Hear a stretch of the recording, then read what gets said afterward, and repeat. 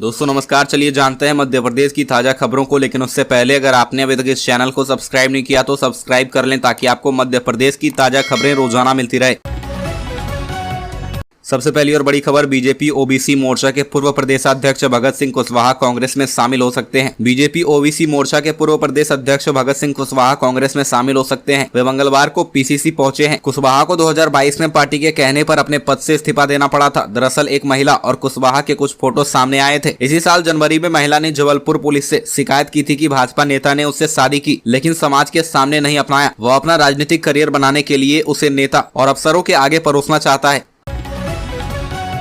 अगली खबर, एमपी के कूनो में चीते के शावक की मौत। ज्वाला के शावक ने बड़े बाड़े में दम तोड़ दिया। 2 महीने में 4 चीतों की जान चली गई है। मध्य प्रदेश के कूनो नेशनल पार्क में मंगलवार को चीते के शावक की मौत हो गई। यहां 2 महीने के भीतर अब तक 4 चीतों की मौत हो चुकी है। कूनो में मादा चीता ज्वाला ने 27 मार्च को 4 शावकों को जन्म दिया था। इसमें से एक शावक की मौत हो गई। मौत का कारण अभी तक पता नहीं चल पाया है। प्रमुख वन संरक्षक JS चौहान ने शावक की मौत की पुष्टि की है। 27 मार्च को मादा चीता ज्वाला ने 4 शावकों को जन्म दिया था। इसके साथ ही कूनो में शावकों सही चीते की संख्या 23 हो गई थी।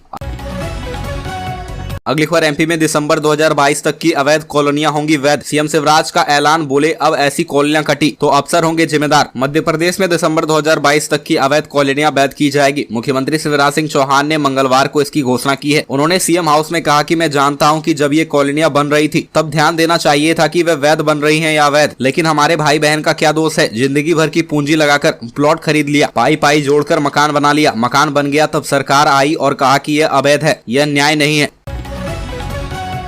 अगली खबर, बागेश्वर धाम कथा को लेकर लगी याचिका खारिज। सुनवाई के दौरान वकील ने की बहस तो कोर्ट ने कहा भूल जाओगे वकालत, जिस दिन जेल भेजा। मध्य प्रदेश हाईकोर्ट ने बागेश्वर धाम की कथा के खिलाफ लगी याचिका को खारिज कर दिया है। कोर्ट में याचिकाकर्ता ने बताया कि इस तरह की कथा करने से आदिवासी समाज में भेदभाव पैदा हो रहा है और समाज आहत हो रहा है। कोर्ट में यह याचिका बालाघाट सर्व आदिवासी समाज की तरफ से दायर की गई थी। जस्टिस विवेक अग्रवाल की कोर्ट ने मामले को आधारहीन मानते हुए खारिज कर दिया। सर्व आदिवासी समाज की तरफ से कोर्ट में हाजिर हुए वकील कोर्ट में संतोषजनक जवाब नहीं दे पाए थे।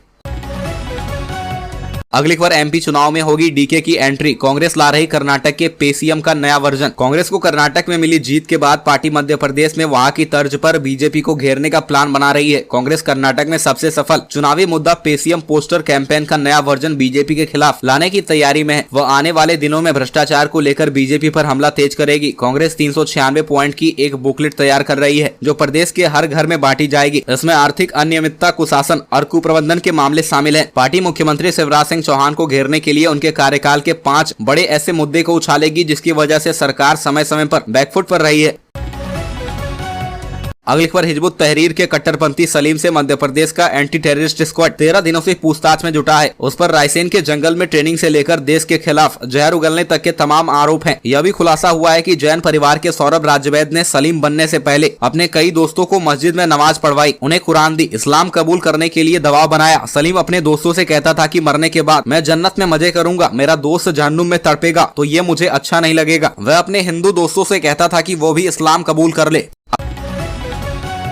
अगली खबर, कांग्रेस शिवराज के बेटे के बीच ट्विटर वॉर। मध्य प्रदेश में कांग्रेस और मुख्यमंत्री शिवराज सिंह चौहान के बेटे कार्तिकेय सिंह चौहान के बीच ट्विटर वॉर फिर गर्मा गया है। 3 दिन में मंगलवार को दूसरी बार है जब कांग्रेस और कार्तिकेय में ट्विटर पर बयानबाजी हुई। दरअसल कांग्रेस ने 21 मई की रात 8:48 पर ट्वीट करते हुए कार्तिकेय को लिखा, हे युवराज, जब आप अमेरिका में पढ़ाई कर रहे थे तब आपके पिताजी की सरकार मंदसौर में किसानों के बच्चों को गोलियों से भून रही थी। इसके जवाब में कार्तिकेय ने मंगलवार सुबह 7:38 पर ट्वीट किया, सुना है बड़े भाई नकुलनाथ जी जब अमेरिका में थे तो देश में सिख नरसंहार हो रहा था।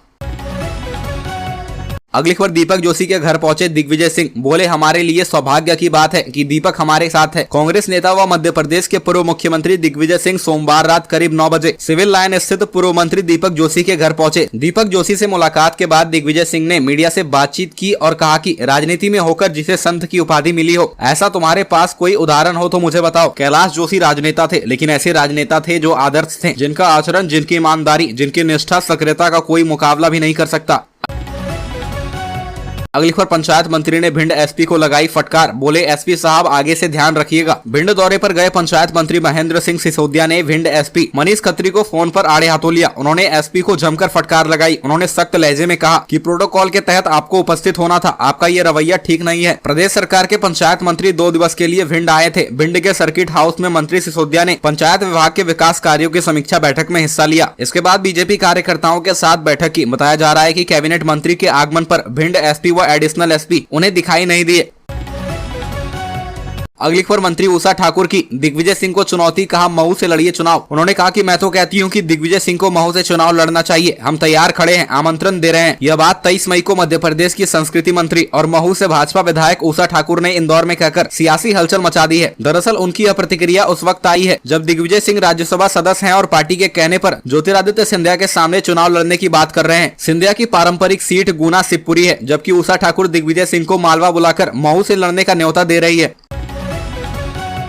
अगली खबर, सिंधिया बोले अफसरशाही को पता नहीं होता जमीनी हकीकत। सिंधिया ब्राह्मण और वाल्मीकि समाज के सम्मेलन में हुए शामिल, कहा सरपंच पार्षद जानते हैं जमीनी हकीकत। जब बड़े बड़े लोग हिलते हैं तो अफसरशाही से सलाह लेते हैं, पर जमीनी हकीकत यह है कि अफसरशाही को इतनी अच्छी तरह से मालूम नहीं होता है। यह बात केंद्रीय मंत्री ज्योतिरादित्य सिंधिया ने मंगलवार को गुना में आयोजित वाल्मीकि समाज के सम्मेलन में कही। इस बात को इसलिए भी महत्वपूर्ण माना जा रहा है क्योंकि इस समय प्रदेश में अफसरशाही के हावी होने के आरोप और चर्चाएं चलती रहती है। पिछले वर्ष सिंधिया समर्थक और प्रदेश के पंचायत मंत्री महेंद्र सिंह सिसोदिया ने प्रदेश के प्रमुख सचिव को निरंकुश तक कर दिया था।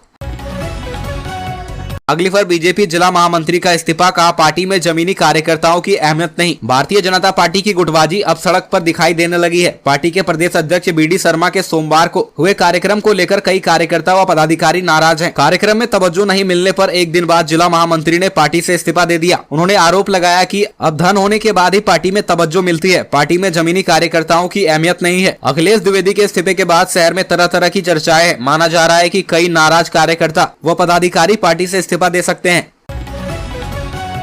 अगली खबर, बीजेपी प्रदेश अध्यक्ष बीडी शर्मा ने दी कमलनाथ को चुनौती। मध्य प्रदेश में चुनावी साल में नेता अपने कद काठी के नेताओं पर आरोप प्रत्यारोप लगाने के साथ ही उनसे सवाल जवाब कर रहे हैं। बीते 2 महीने से प्रदेश के मुख्यमंत्री शिवराज सिंह चौहान पूर्व मुख्यमंत्री कमलनाथ से 1.5 साल तक कांग्रेस की सरकार के शासनकाल को लेकर सवाल कर रहे हैं, लेकिन बीते कुछ दिनों से शिवराज सिंह चौहान और पूर्व सीएम कमलनाथ के सवाल जवाब पर विराम सा लग गया है। अब कमलनाथ और बीजेपी के प्रदेश अध्यक्ष विष्णुदत्त शर्मा के बीच सवाल जवाब और आरोप प्रत्यारोप का दौर शुरू हो गया है।